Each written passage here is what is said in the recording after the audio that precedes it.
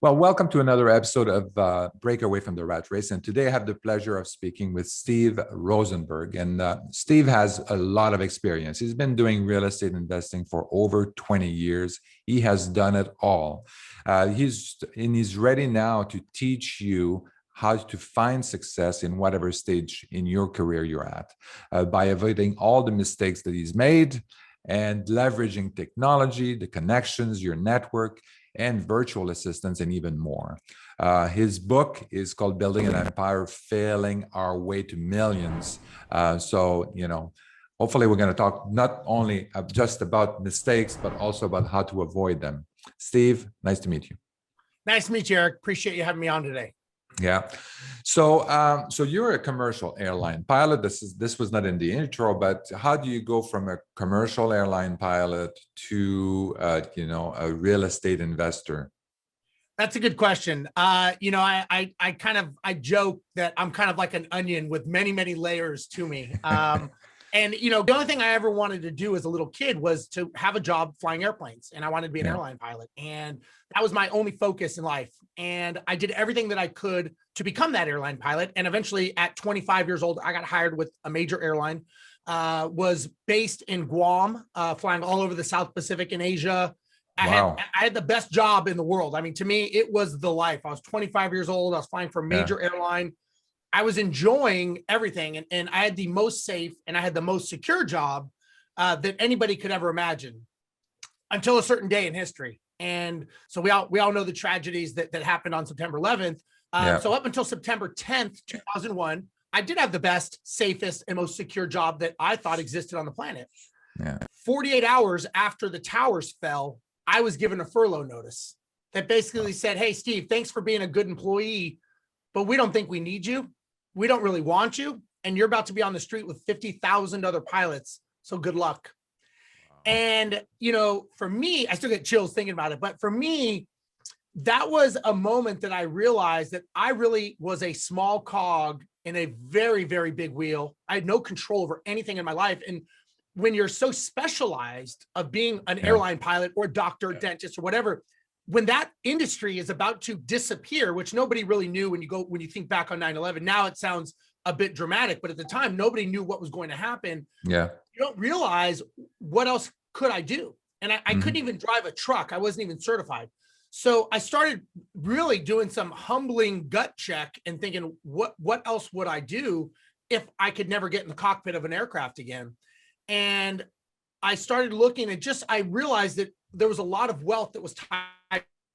And I didn't know anything about real estate because all I ever wanted to do was fly a metal tube around in the sky, but that was not going to be an option. So I started learning. I started reading a book a week. I learned how to flip and wholesale and mentored by apartment people and housing people.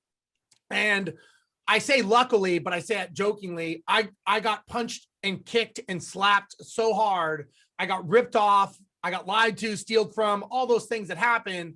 But I kept getting back up. And for 20 years, I kept learning those lessons because I didn't really have a choice. And so that eventually evolved into me figuring out what not to do from my failures and create a very successful management company, which I ended up building to over 1,000 properties. We ended up exiting that business and selling it to a venture capital company. And now I'm on to the second phase of my life of helping, educating, and helping people. But the whole time, I actually still have been an airline pilot. So I still do fly commercial airline. So when people tell me they can't do it, I tell them, you choose not to do it. Don't say you can't, just say you don't want to, because there's a difference. So in a very quick story, that's my life in 20 years. Yeah. And I think so. One thing that I find important is that safety. People feel safe in their jobs. And that's kind of the problem. They say, well, why would I go out and then try to jeopardize this? I have a very secure job and stuff like that. Well, you never know what's going to happen. I mean, in those days before September 11, I mean, people thought, hey, this is the job. This is an amazing job. You travel, you have, you see the world, and it's, high tech in many ways. And this is a fantastic job. This is not going to go away. People are going to travel more and more. And then, you have an event like that kind of destroys people's careers. same thing with the pandemic. I mean, you look at the doctors and Exactly. surgeon and stuff like that. They thought, oh, what could go wrong? I'm Well, untouchable. yeah, exactly. And you know, it's like I said, it's for me, normally if you're in an industry, you know, I live in Houston, Texas now. So I've learned a lot about the oil people and the oil business. And you see trends, prices of oils going up, you see companies shutting down. It's maybe a 6-month trend. This was 48 hours. So Yeah, we just went through 9/11 and you're going through the trauma of that. And they go, hey, by the way, you're not going to have a job in a couple of weeks. So good luck yeah, with that one. And so you just realize, as you said, you think that you're doing the safe route. And I remember thinking to myself, I didn't cause those towers to fall. I didn't do anything, but now I am a byproduct, or yeah, I hate to say victim, but I am yeah, affected with my family, and I'm not going to be able to feed my family because of something else someone did. And reality is I got lazy. I wanted to believe in the dream that somebody would take care of me. And it really, you know, I hate to say it, but it was an illusion. It was yeah, not reality. And I think a lot of people that think they have this safe, secure job, it's safe and secure until someone says it's not safe and it's not secure. And yeah, there's nothing you can do. And the only thing that you yeah, have is time.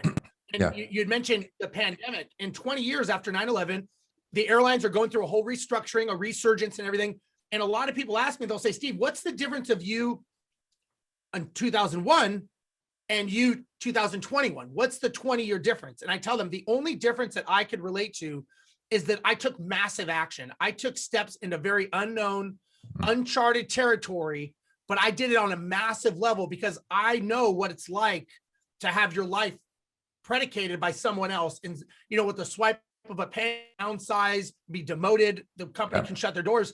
And the reality is nobody cares. It's not their yeah. problem. It's your problem for allowing that. And so that was a very hard lesson for me to learn. It's very humbling. I will tell you. Yeah, yeah, exactly. And I think also as we're heading more and more into a gig economy, I think this is even more important. I mean, even though we may not have a very dramatic drop, let's say all Right. the software developers or jobs in the US are all gone and they're all going to India. We've been seeing kind of like more and more of these jobs going outside as the education is getting better, the professionalism is getting better, and the communication is getting better with offshore. So I think we're seeing a lot of that, and I think this is important for people as we get into more into that gig economy, that they start to think about that and kind of like edging their bets a little bit. And then what I talk also about is if you're an independent consultant or something like that, is to go like kind of like level out these peaks and valleys. So when you have a big peak, is to basically take off some of that peak and invest in real estate. And then when you get into an area at time when you don't have a contract, you don't have as much income, is to not, then you have like positive cash flow that's coming in that can kind of like smooth things out a little bit. Yeah, 100%. I've learned, you know, whatever you do, I'm not a big believer in quitting your day job. Yeah, yeah, I don't subscribe to that theory. I still am an airline pilot because I love flying planes and I get paid a lot of money to fly around the world. I'll be honest, but I also know it's a job, and I know that mhm, it can be taken away again just as quick as it did last time. But yeah, I use that to fund my future. exactly. So I use that money. I use that as seed money to start buying the real estate to give me the lifestyle and the freedom. And one of the Mhm, things I'll say that a lot of, you know, maybe some of your guests, and I was one of those people, is a lot of us run away from what we don't want in life. And mhm, we, you know, when I coach people and I'll ask them, what do you want? Like, what is real estate going to give you? And they will go on a tirade for 5 minutes of what they don't want. I don't want to be told what to do. I don't want a job. I don't want to be controlled. And I'll listen, and then I'll tell them, I'll say, listen, my question was, what do you want? Not what you don't want. And they, you know, they'll sit there and they'll go, you know what? I don't really know. I've never thought about it. I'm so busy being pissed at the yeah, life that I have. I've never really yeah, thought of what I wanted. And I'm like, well, if you focus on what you don't want, that's what you're going to get. So mhm, like, flip this, let's flip the script and let's look at what you want in life. And then let's go after that. And yeah, it's just such a different, you know, glass half empty, glass, you know, half full scenario, but it's so simple. We miss it, you know, and yeah, and look, I was the same. But I've learned how to really focus on what I want in life, because real estate gives you that lifestyle, that freedom, the flexibility. to do what you want, when you want it, on your own terms, Yep. which is what we really want. We just have a hard time quantifying it, I think. Yeah, and I think and I think part of that is that kind of a mental roadblock too that people have, or limiting belief. They don't believe that they make things happen. There's a lot of people that, you know, they're what I call deterministic people. They're just like, oh, you know, it's the universe didn't mean it was not meant to be, and oh, okay, well, that's okay. They try a little bit half-heartedly, and then you know, if it doesn't work out, it's, oh, it was okay, it was not meant to be. No, you make it happen. Yeah. That's what you do. I am a firm believer that we are a byproduct of our decisions, not our environment. Yeah. And so I am a big believer that every day you have a choice, and you can follow a recipe of success, or you can follow a recipe for failure. And every day you get a reset. I mean, every day we're so blessed that we can wake up in the morning and say, do I want to be successful today, or do I want to be a loser? And there is a recipe for both. And you know, you make a decision with what you want to do. The challenge is we have what's called imposter syndrome, because 70% of our thoughts, so we have about 1,500 thoughts per minute that go through our head. 7 of those are negative. So basically, for us to think negative, that we can't be successful, you're basically marrying up with what's already going, the river of thoughts that are going through your head. And I've done a lot of studying, because I think it's very interesting how we think as humans. And you know, again, I'm sure when you got into real estate, just like when I did, I tell people I'm getting into real estate, and everybody would tell me why it was a bad idea. And I'm thinking, and then then you go and ask them, well, do you actually own any real estate? No. Like, okay, so I don't, that's like, you know, that's like you giving me flying lessons when you ever landed a 787 aircraft. Like, why would I listen to you? Because you're trying to give me this fatherly advice. Exactly. Never done it yourself. And it's because they have their own negative self-talk, and they're trying to basically, if you do it and you're successful, they've got to look at themselves and then go, you know what, maybe I'm being lazy, and maybe I should be doing something more with my life. So it's really, they don't want to see you succeed, because they've got to answer some deeper questions for themselves. Exactly. Yeah, exactly. To me, it's like the herd mentality. If you get out of the herd and you're successful, then you're like, oh, wow. But so it's much better to keep you scared of the big bad wolf out there, so that you stay with the herd. And then I don't have to question myself. I don't feel like a failure. We all fail together, and everybody's happy. Yeah. Yeah, I agree. That's a good way to put it. I've never heard it that way, but that's a great way to put it. Yeah. And so, I mean, this is an incredible challenge that you had. So going back to 2001, and then you get furloughed from your employer, along with 50,000 other airline pilots, and of course, highly skilled individual. And it's not like you can go and do right away, like do something else. I'm going to be an eye surgeon or a brain surgeon now. So you're kind of stuck. So and you mentioned like you were reading a lot of books and kind of like trying to figure out what your next step was, right? So tell us a little bit more about that experience. And maybe there are some listeners right now that they're saying, okay, well, yeah, I get it. Like I don't want to be a full-time employee. I want to get to the next step. I work 9 to 5 and blah, blah, blah. So how do I do that? Like, how do I prepare myself for the next step? Yeah. And again, I didn't know anything about, you know, mindset, motivation. I mean, I was an airline pilot. That's all I wanted to do. I didn't ask to do this. I didn't ask to get involved in real estate. I made a decision based on my surroundings, and that this was the most logical thing for me. And so I just became fanatical. I became fanatical on a mission, because I felt, and at the time, I think I was 29 years old at the time. And I felt like I was so far behind the curve. And I thought, you know, if something else happens in the industry, now there's going to be 100,000 pilots out on the street. I got to hurry this up. And so I had that fire inside of me, that drive, and I was willing to do anything for free. I was willing to learn from people. I paid thousands of dollars for mentoring from all kinds of different people, because they had the knowledge that, you know, it's like a university. I was basically going to real estate university. And like I said, I unfortunately, I didn't understand that not everybody has your best interest in heart, even if you're paying them money or they're quote unquote helping you.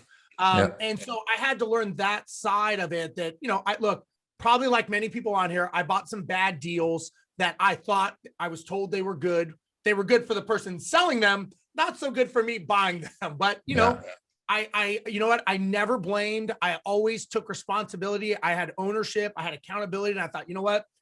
And again, we all know, you hear these things like there's a lesson in failure. Well, that's easy to say after the fact. When you're in a battle, not so good. So I ended up wholesaling, learning how to wholesale. And that's kind of where I found my niche. And I started learning about communication. And I really was intrigued with how to communicate with people, because I realized communicators are the wealthiest people on the planet, whether they're news anchors, actors, presidents, whatever they are. If you know how to communicate with people, you will be very successful. And so doing wholesale options was basically how I'd communicate. And I got very good at it. And I took classes on negotiations and how to communicate better, voice, tone, tonality, those things. And I did so well that I had enough money to buy an apartment complex. So I went into partnerships with another person from a local investing club. And we bought an apartment complex, and that apartment complex did very well. We sold that apartment complex. And now this is when we actually got dangerous, because we thought we were very smart. And real estate, for those that are new, real estate has a way of correcting you. It's not like a shotgun. It's kind of like a sledgehammer, slowly just wrecking through your life and not stopping. So we thought that we were so smart that very large apartment building that we would start buying some houses in the Houston area that were low income properties. And we bought about 25 or so within about a year. And then we learned why people don't own low income properties and buy all of them that soon. And we started having tenants calling and not paying. And we had a 30% eviction rate. We had our tenants staying 8 months on average. And we could not figure out why this plan that we'd never really thought through was not working. And so we did what two people that think they're so smart would normally do. We bought another 15 houses, because in our minds, if we buy more, we'll bust through the mountain on the other side and we'll be in this blissful, harmonic lifestyle and everything will be great. Sounds like Vegas. You kind of like double down.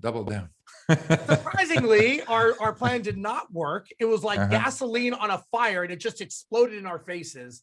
And it got to the point, I laugh about it now. I didn't laugh at the time, but my wife said, if you buy another one, it better be nice, because you will be living in that house, because you suck at buying homes. You're no good. You don't know what you're doing, and you need to stop. And that was kind of an awakening when I had 40, 50 something houses that were not, I was very, very bad at negative cash flow on these properties with no end in sight. And so we really had a problem, and we tried to hand them over to a management company. And the management company, we interviewed 3 companies, and all 3 of them said, we don't want those properties. Those are problem properties. You're never going to make money. You guys got a problem. So that's not what you want to hear, by the way. When you're trying to take your problem and give it to someone else, and they say they don't want it, even when you're paying them. Exactly. So that's when we actually, what we ended up doing is we sat down for about 6 months, and we plumbed the infrastructure, manage our own properties as investors from an investor's perspective. We got our properties stabilized, because we ran it like a business. We had policies, we had procedures, we had structure. And then we had other people actually approach us. And the other people said, hey, you guys seem like you fixed your problems. Could you manage our houses? And at first we're like, no effing way do we want your problems. We barely fixed ours. We don't want yours. But then we started looking at it and thinking, you know what, maybe there's something here. Like maybe we could do something with this. So we found a business coach, and we went to a business coach who knew nothing about real estate, but he knew how to coach on business. And we told him our numbers. We showed him the opportunity. And he said, basically, after about 2 hours of us bleeding our hearts out to him, telling him all the things that we did, good and bad, he says, well, here's the thing. You guys have opportunity, you have marketability, and you have scalability. So by those definitions, yes, you have a business and a business opportunity. He says, you two are not the smartest guys, and you will be bankrupt in 6 months at the rate you're going. Wow. So we hired him on the spot. So on the spot, we now have a business coach. He was probably the smartest guy. And we stayed with that coach for 7 years. Every week we scaled to over 1,000 properties. We won best marketing in North America. We had 30 employees. We were operating with virtual assistants in 3 countries. We were in 3 different cities. We were one of the best. We were the fastest growing management companies in Texas at one point. And we just scaled exponentially fast through sales, marketing, operations because of our business coach. And we ended up eventually exiting, selling our business to a venture capital backed company for a multiple, and did very well. And if it wasn't for that business coach, he's right. We had no idea what was coming around the corner. So that was a very valuable lesson for me about I think that's why I kind of value mentoring and coaching, because I saw it took from knowing nothing to actually having a multi-million-dollar business and selling it. And if without him and that knowledge, we did the work, but just that guidance is what got us there. Yeah. Well, I had this, not that kind of experience, but for me as well, like my first real estate investment was an 8-unit apartment building when I was only 18 years old. I was still at university. And then I just met a guy that was a community college teacher, and he was investing in real estate. So he was making like a regular job, nothing special, and he's not making a lot of money. He didn't inherit anything, and he built a 36-unit apartment building like from scratch. And then he was looking at building a shopping mall and all of that. And so when I was introduced to him, I said, he was a teacher in community college, but not in real estate, obviously. But then I said, okay, well, teach me what you know. I mean, can you mentor me? Let me know. I want to do that. And then, but I said, I don't have any money. He said, oh, you don't need money, blah, blah, blah. And then we kind of like went through the process. And there's so many people that are going to tell you, like the naysayers, the realtor that was supposed to help me find a property. You say, oh, no, you can't find it. And he kept bringing me stuff that, that would not work to convince me that what I was looking for didn't exist. And anyway, the mentor was really helpful in kind of like really kind of like getting rid of the naysayers, convincing me or encouraging me to continue that I was on the right track, or telling me that, no, you don't want to do this because, and then focus, and then don't do this, don't do this. Just like, like if you want to be good at sports or anything like that, you're going to get a coach, somebody that's going to watch you play the sport, hit the ball, catch the ball or whatever. And they're going to tell you, they're going to see things that you cannot see yourself. And then they're going to help you kind of improve your game. And this is, so I think it's pretty valuable for people that want to accelerate their learning, to go and get a coach to help them do that, and also avoid some of the mistakes that could be very costly. Yeah, I mean, I look at, I use Michael Jordan a lot as an example. Michael Jordan was probably, in my opinion, probably the best and most talented athlete in the history of basketball, but he had 5 coaches. And so you got to ask yourself, now this guy would train 8 hours a day, every single day, for a game that lasted 1 hour. So you got to ask yourself, why would someone who's a professional and the best athlete in the history of the game need 5 coaches? Well, what I've learned from being mentored and coached by some of the best people in the world, myself, is they bring that out of you. You've got raw talent, you have natural ability, but when you look at professional athletes, like you said, they practice every single day, right? Hours and hours every single day for one game. But when I talk to people that want to have real estate as a business and that's their job, I'll ask them, well, how often do you practice your scripts, or how often do you practice the organization chart of your business, or run the models and run P&L statements? They don't.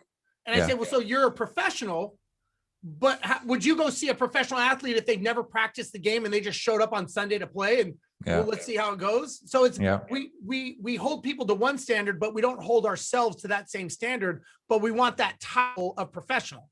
And so sometimes, again, it's, I've always learned laziness and greed is what causes most people to fail.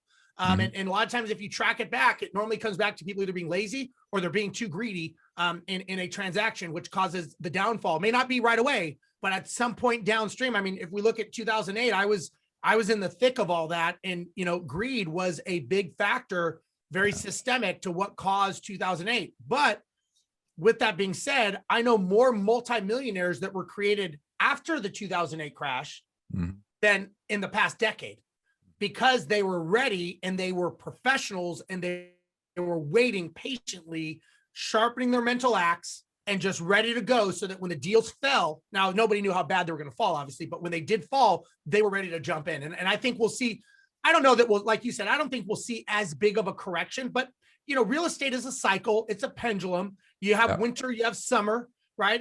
That's what it does. And that's what it's always done. And that's what it'll continue to do. When and how bad, nobody knows, but it will correct at some point. Mm-hmm. So what would you recommend? Like if somebody wants to get a coach and stuff like that, how would you recognize? I think you had some bad coaching experience as well. Oh, yeah. Maybe you want to talk about some of the red flags or some of the things that people should avoid, or also how would you recognize that this is a good coach or somebody that you want to have on your side? Yeah, that's a great question. The one thing I'll say is a lot of people, they'll come to me and say, help me. Like, help you do what? Like, I don't like if you don't know, I can't help you. I'm here to guide you and to give you that rocket fuel to get to your destination quicker. Yeah. I can't point you in the direction. So the thing is people think that by abdicating leadership, meaning putting your head in the sand and drive, is the right thing to do. I completely disagree. When let's just say you want to buy real estate, that is your business. If you want to have a business, you need to have a goal for the business. It's got to be, it's got to be specific. It's got to be measurable. It's got to be action oriented. You have to have a time. It's got to be quantifiable. So let's just say you have to know where you're going. And I'll give you the example. Let's say you decide visually, you say, I want my life to be Disneyland when I retire. I want $20,000 a month from 20 properties in 20 years. Have a time limit. We have a quantifiable amount that we have, and we know how to measure it with 20 properties. Okay. So that's the goal. That's the Disneyland.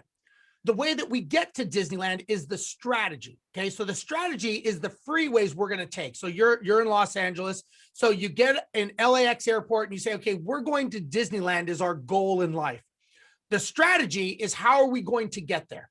Well, we're going to take the 405 and we can either take the 91 or we can take the 105 to the 5 to get off on Disneyland Drive. We're going to make a right. We're going to make a left. So that's like saying, okay, I'm going to have buy and hold. I'm going to flip 2 properties to help support the buy and hold because those are the strategies to get you to the end goal. The last piece of the puzzle is the tactic, which most people, myself included, buy the tactic first and then go, what do I do with this property? Is this a good short-term rental? Is this long-term? How long do I keep this for? The property is the last piece of the puzzle. It's like getting on a snowmobile on the 405 freeway and expecting you to go very far. It's going to take you about 2 seconds to know that you are not going anywhere on a snowmobile on the 405. Wrong tactic. Okay. So where I'm going, you know what your goal is, and you know the strategy, and you know the tactic, or you have a general idea. That's when you get the coach and say, I want to go to Disneyland. Can you get me there? And they're going to go, no, I can get you to Magic Mountain. I don't know how to get to Disneyland. That's not what I do. Or I can get you to SeaWorld. So my point is if you don't know where you're going, you need to slow it down first to speed up. And so a lot of people that I coach, I'm very big. The majority of things that I teach them on is where are we going? Like getting deals is easy once you know you're going in the right direction. I was one of the people that I was buying deals so fast, but I was going in the wrong direction at lightning speed on I-10 eastbound, thinking I was going to Disneyland. Yeah. So to answer your question, you get a coach when you know the general direction. Now, you may not know the strategy, but when you hire a coach, that's when you want to align the visions and say, this is where I want to go. Can you get me there? Yeah. If somebody says like, hey, I want to learn ballet or to slam dunk a basketball, I'm going to go, you know what? I'm not your guy. If they say, I want to learn how to create wealth and have the lifestyle that I want to have, I know what I want, but I don't exactly know how to get there. I can work with that. Yeah. You've got to be able to reciprocate information as opposed to abdicate and just throw it on someone and say, teach me. I tell people, you have to want it more than me. I'm not going to make you make the phone calls. I'm not going to make you look at the deals. That's not my job. I'm going to hold you accountable.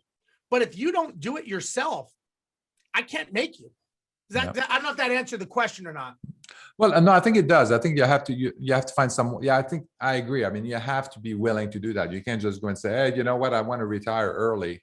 I'll do whatever. Tell me whatever I need to do. I want to retire early." It's like, Yeah. Well, it's it's funny because a lot, what do you want? They say, I want to make 50,000 a month. And I say, okay, what does 50,000 a month get you?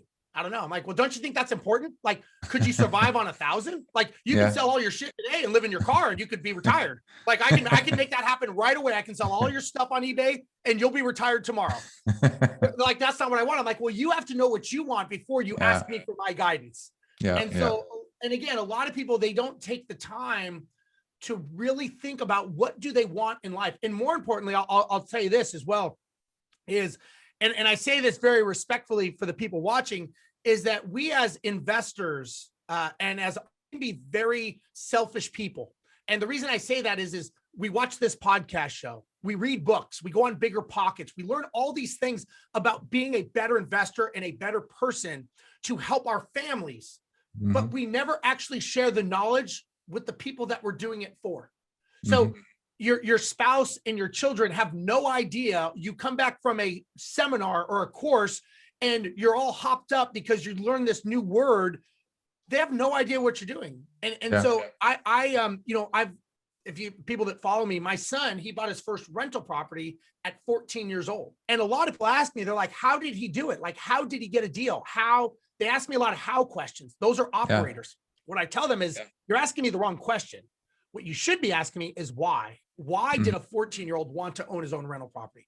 That's the question you should be asking. And the other question is how do I get my children to want to build wealth? Because he's playing real life Monopoly now, right? He's buying his own rental properties, doing his own thing. From the knowledge that he's learned, how nice would that be to teach your children that wealth?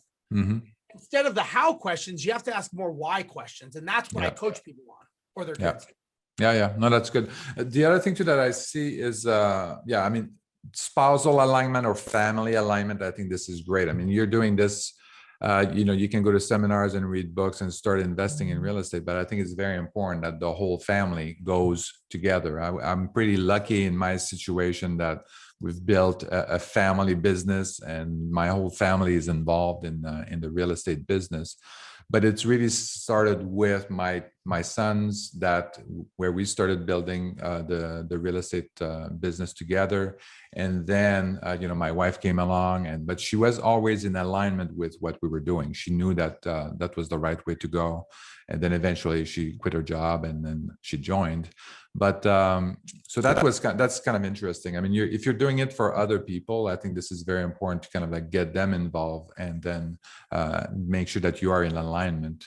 Because your goal, you can't just have a goal and then your wife doesn't share your goal. It's going to be a little bit well, you may think that you may think we're all going to Disneyland and one kid's going to Knott's Berry Farm, the other one's going to Magic Mountain. The wife thinks she's going to Universal Studios, and everyone's in the car going, where are we going in life? And what I tell people is, and I'm not saying that you need your spouse to be hammering the property and doing all those things, but what I suggest is create a board of directors with your spouse.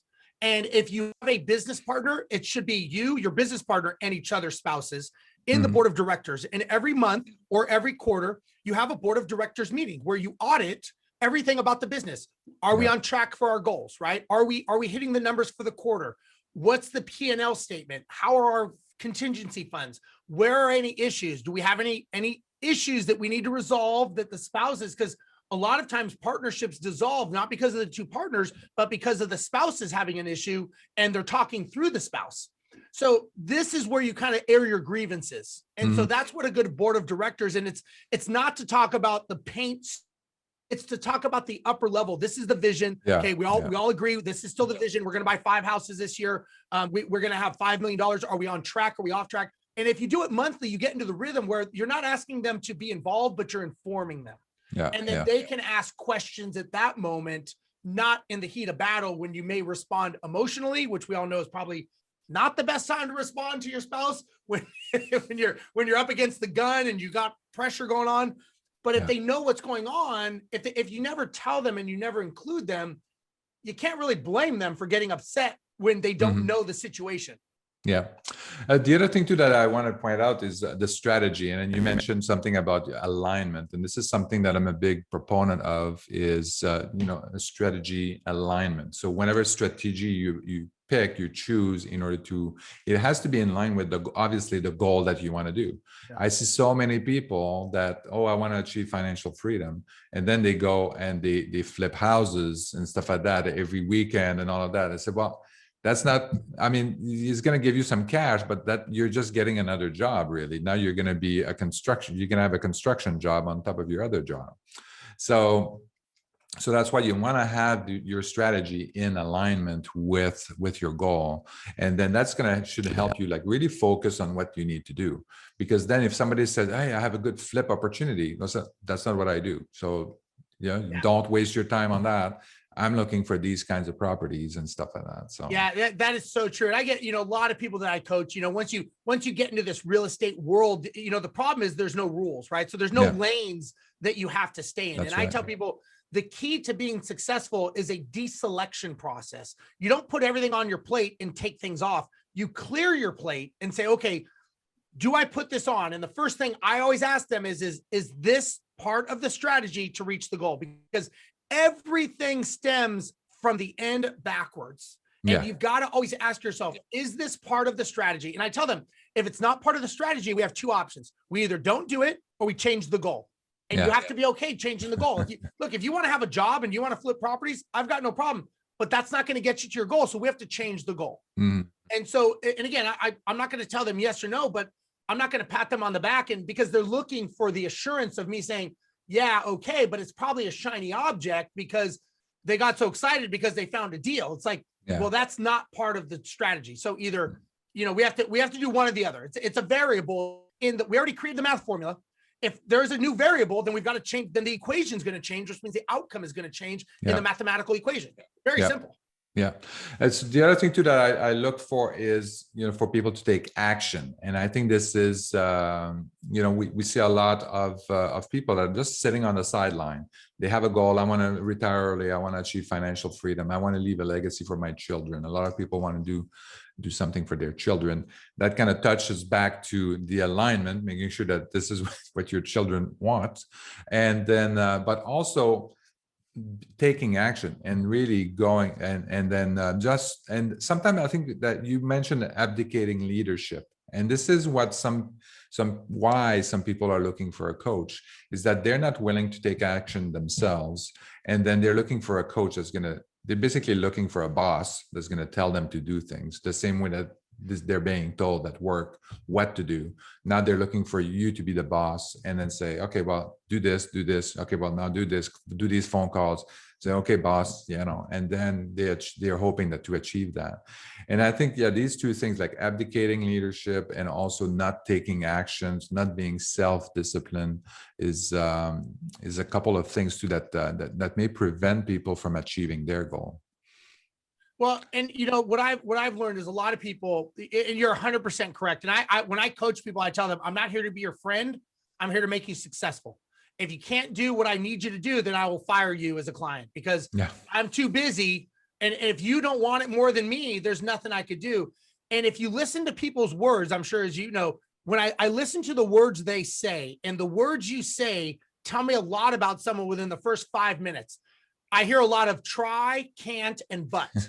And so whenever I hear those words, and I'll start marking down on a piece of paper every time I ask them something, and by the time they're done, of how many times they basically told me try, can't, and but. And I'm like, these are loser words. This is the reason you're in the position you're in. It's success. Again, I go back to success is a formula. It's like baking a cake. You bake a cake in a certain format, right? You don't put the icing on and then put it in the oven. You have a formula. If you want a successful outcome of a cake, this is what you do. And again, being successful in real estate, I think sometimes we overcomplicate things as humans. Not, it's such a simple process. There's so many people. It's not this reactive life. It's a matter of being proactive. And one of the first things I do when I coach, and I tell them every single thing you do for the next 2 weeks, I want to see what you're doing. I want a calendar and I want to track everything you're doing. You want to go on a diet? Track your food. You want to go on a budget? Track your money. You want to see where your time is most effective? Track your time.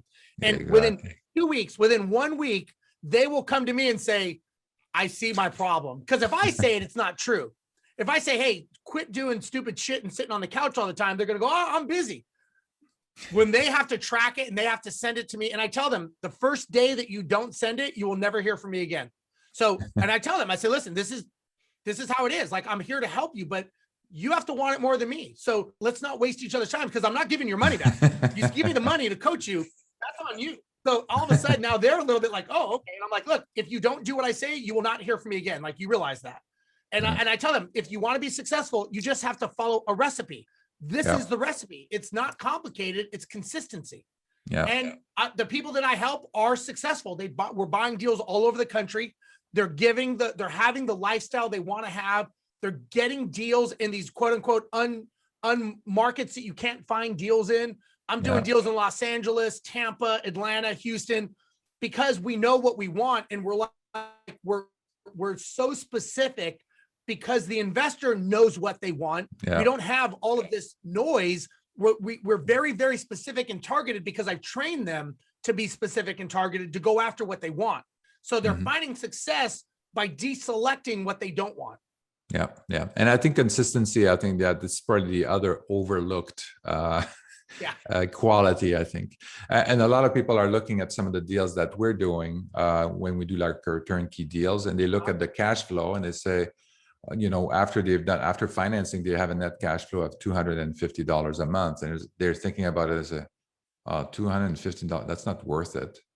I want to have like more. I want to have like, 5,000. Okay, well, you're going to get there. You start with this and you keep adding and you keep going. And then, you're going to get there. They want that easy button. I know, because I get people too. And I tell them, look, I want to slam dunk a basketball, but I can't do that right away. I got to warm up. I got to practice. So same thing. It's people don't realize that, an overnight success is 15 years in the making. Right. Yeah. So exactly. That's how it is. That all of a sudden it's not magic. It's just consistency. That's all it is. It's marching. It's actually boring. Business should be boring. It's not this chaotic lifestyle that people think it is. It's just people that are successful are very bored in their business, because they've got systems, they have policies, they have procedure, they have structure, they have team. I'm a huge believer in team and leverage. Turnkey is such a great opportunity for people, because you guys take up so many pieces of that teamwork.